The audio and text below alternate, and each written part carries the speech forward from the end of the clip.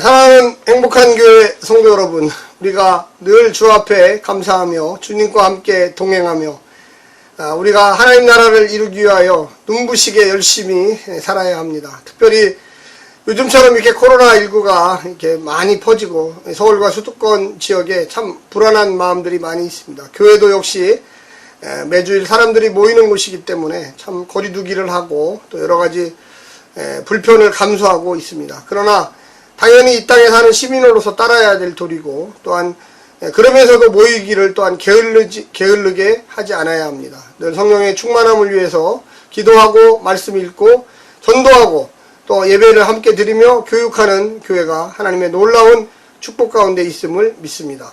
오늘 6월 16일 하나님의 말씀은 매일 성경 고린도전서 10장 14절부터 11장 1절까지의 말씀입니다. 먼저 성우들이 읽어주는 하나님 말씀을 듣고 다시 오겠습니다. 자들아, 우상 숭배하는 일을 피하라. 나는 지혜 있는 자들에게 말함과 같이 하노니 너희는 내가 이르는 말을 스스로 판단하라. 우리가 축복하는 바 축복의 자는 그리스도의 피에 참여함이 아니며 우리가 떼는 떡은 그리스도의 몸에 참여함이 아니냐. 떡이 하나요 많은 우리가 한 몸이니 이는 우리가 다 한 떡에 참여함이라. 육신을 따라 난 이스라엘을 보라.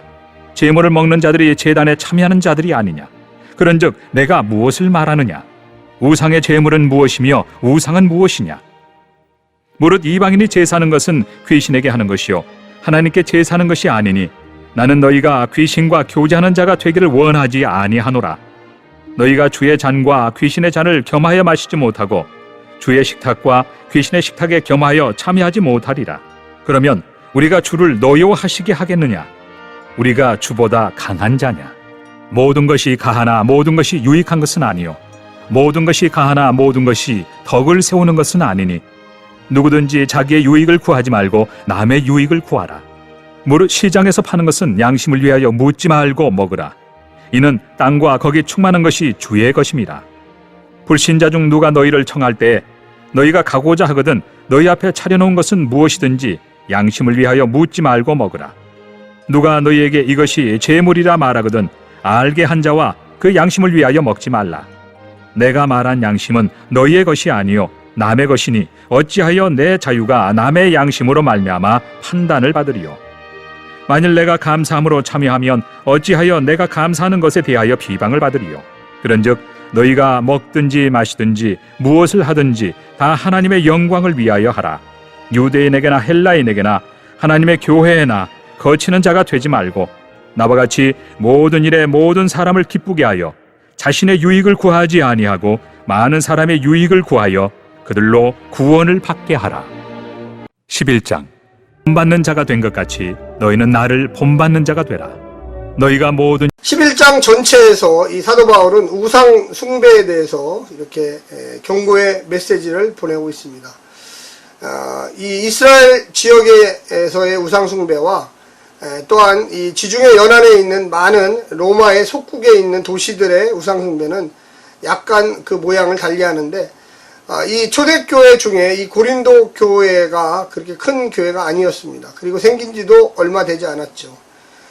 고린도시에 있었던 여러 사람들이 예수 그리스도를 영접하고 교회 안으로 들어왔지만 아직 해결해야 될 여러 가지 문화적인 일들 또 우상 숭배의 일들과 연관된 삶의 이 행태들이 많이 남아 있었습니다.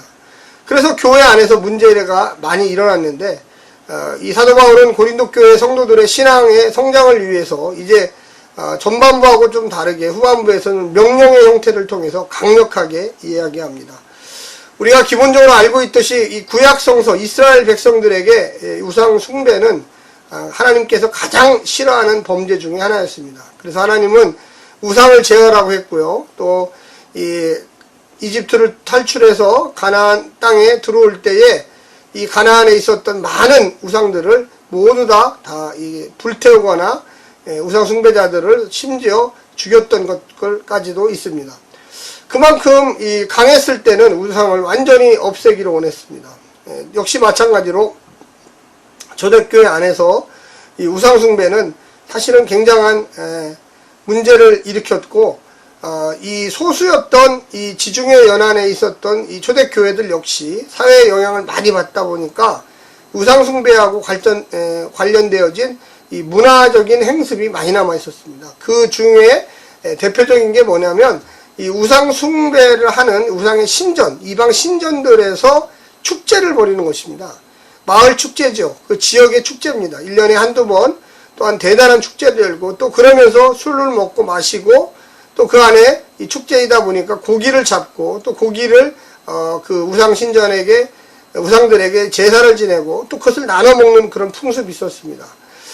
우리가 사회인으로서 살아갈 때 참 어려운 것 중에 하나가 바로 이런 거죠. 딱 끊어버리면 참 좋지만 또 얼굴도 아는 사람들 또 늘 함께 했던 사람들 어린 시절부터 그런 문화축제, 우상축배에 함께 했던 그런 일들 또 그 동료들 아직 교회에 나오지 않는 많은 사람들 같이 먹고 마시고 즐기고 하다 보면 이 그리스도인이라는 것을 잊어버리게 되고 또한 그로 인해서 많은 문화적인 타락 또 신앙적인 혼란들이 오게 되는 것입니다. 그래서 14절에 아주 강하게 사도 바울은 그런즉 내 사랑하는 자들아 우상 숭배하는 일을 피하라. 우상 숭배하는 일. 그래서 교회 안에서는 그런 일이 적었지만 이 교회 바깥에서 사회적인 고린도 문화에 익숙해 있던 사람들은 자연스럽게 그런 문화 축제에 가게 됩니다. 오늘날도 신앙생활을 하는 많은 사람들 중에 혼란을 느끼는 게 회사에서 고사를 지낸다든지 또 회사에서 10년 할애를 한다든지 사장님이 예수님을 잘 믿으면 그런 일을 안 하지만 또 예수를 안 믿거나 또 믿음이 없으면 분위기상 거기다 절도 하게 되고 또 그런 일을 한 이후에 같이 고기도 나눠 먹고 술도 먹고 하면서 내가 이 회사의 일원인데 이런 걸 어떻게 해야 되나 이런 가끔씩 상담이 들어올 때도 있습니다. 특히 남자분들이 친구들을 만나거나 회식을 한다거나 어떻게 해야 되냐 이런 경우도 있죠. 근데 왜 이 사도 바울은 고린도 교회에 아주 그런데 가지 말아라 아주 가지 말라는 거예요. 딱 잘라라. 왜 그걸 못 자르냐. 저는 이 사도 바울의 말에 찬성합니다. 왜 그러냐면 한두 번 그곳에 자꾸만 우상숭배 신전에 가게 되면 또 거기 가서 축제에 참여하게 되고 술도 먹게 되고 고기도 먹게 되고 또 그러면서 아는 사람도 만나게 되고 같은 교회 교인도 만나게 되고 그러다 보면 이 참 낯간지러운 일들이 자주 일어나게 되죠. 사도 바울은 그래서 31절에 뭐라고 그랬냐면 그런즉 너희가 먹든지 마시든지 무엇을 하든지 다 하나님의 영광을 위해서 하라고 이야기하고 있습니다. 물론 문화적인 거하고 이 우상숭배하고 다를 수도 있어요. 그런데 또 같을 수도 있어요. 또 오해 살 수도 있어요. 술 먹는 거, 고기 먹는 거, 그 당시에 이 고린도 교회 안에서 이 고기들이 전부 다 어디에 갔다 오는 겁니까? 이 우상 제물에 먼저 제사를 지내고 시장에 나오는 거죠. 사도 바울은 그래서 이 성경에 4가지를 얘기합니다. 뭐냐? 시장에서 사 먹는 거, 또 우상 숭배에 바쳤던 그것, 또 그리고 친구의 집에 이 아는 지인의 집에 초대를 받아서 갔던 때, 그리고 또 한 가지는 이 함께 문화축제를 참여하면서 이 우상숭배에 했던 그 고기를 먹는 거. 그래서 먹을 수 있다. 먹지 못하는 게 아니다. 뭐 우상에게 드려진다 그게 문제냐? 그런데 너가 거기에 가는 게 문제다. 이런 거죠. 그래서 거기에 감으로 네가 꼭 우상도 섬기고 또 교회 나가서 하나님도 섬기는 것처럼 오해될 수가 있다. 또 한 가지는 거기 가서 먹는 그 고기를 먹을 때 혼자 먹는 게 아니라 여러 사람들이 같이 보니까 신앙이 없는 같은 초대교회 다녔던 이 고린도 교회 다녔던 사람들이 그 모습을 보고 실망하게 된다. 그래서 이웃집에 혹시라도 예수 믿지 않는 친구 집에 초청을 갔는데 그 친구가 고기 반찬을 해서 내는 거예요. 그럼 먹어라. 그 사람은 혹시 전도할 수도 있으니까. 그러나 너희 교회 같이 다니는 고린도 교회 성도 약자가 그걸 보고 믿음이 약한 자가 그걸 보고 시험에 드는 것 같으면 너희는 먹으면 안 된다.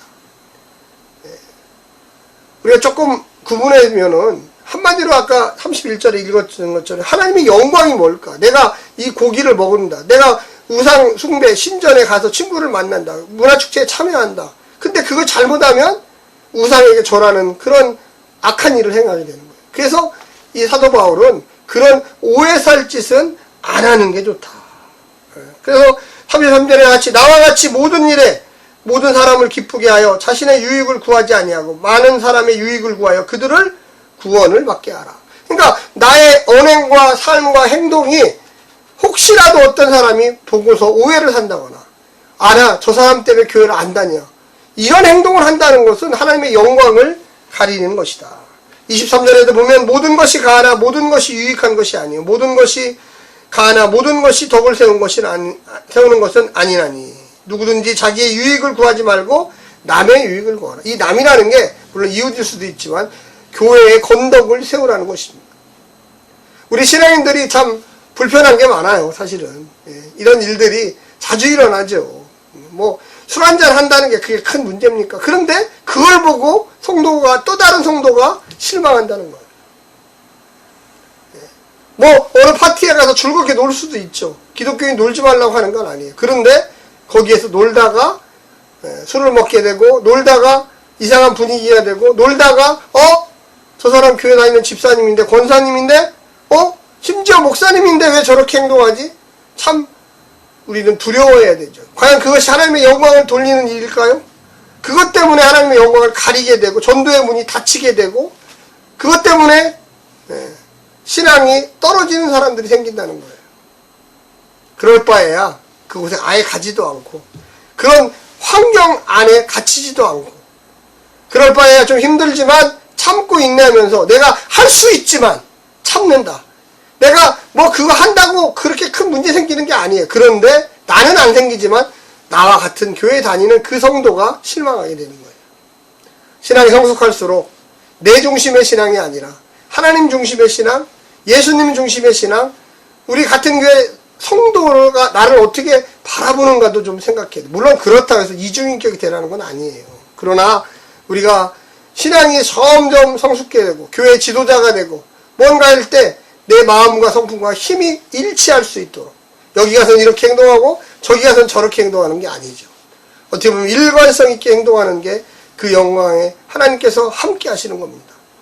우리 사랑하는 성도 여러분, 지혜를 가지시고 성령의 은혜 가운데 늘 행복하고 즐겁게 사시기를 간절히 부탁합니다. 오늘 하루도 승리하십시오. 샬롬.